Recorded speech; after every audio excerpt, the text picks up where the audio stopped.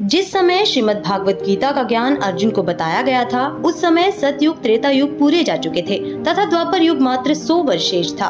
वेद ज्ञान काल ब्रह्म ने सूर्य देव को दिया। सूर्य देव ने अपने पुत्र वैवस्वत यानी मनु जी को सतयुग के प्रारंभ में दिया।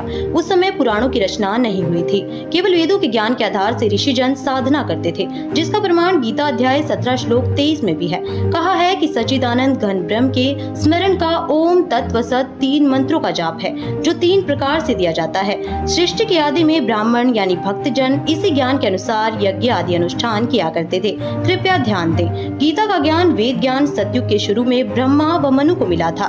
उसे 38,87,900 वर्ष पश्चात कहा गया, जो लगभग 1 लाख वर्ष तक यथारूप में रहा। उसके पश्चात मनमाना आचरण प्रारंभ हो गया था। परमात्मा अपने भक्त पर निरंतर दृष्टि रखते हैं कि कहीं कोई देव, भूत, पितर, प्रेत गण, गंधर्व, राक्षस, यक्ष, यमदूत मेरे भक्त को हानि न कर दे। जैसे गाय अपने बच्चे पर निरंतर दृष्टि रखती है, चारा चरते समय भी एक आंख बच्चे पर ही लगी रहती है। यदि कोई अन्य पशु उसके बच्चे के निकट आता है तो वह यदि खुली होती है तो दौड़कर उस गैर पशु को टक्कर मारने दौड़ती है।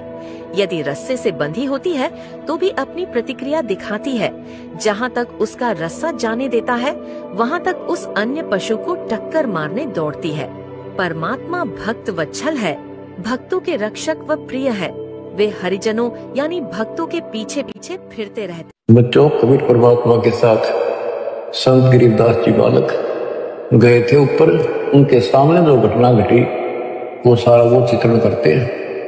गरीब धर्मराय दरबार में दे कबीर तलाक, मेरे भूले चुके हमसे को तकड़िए मत कजा।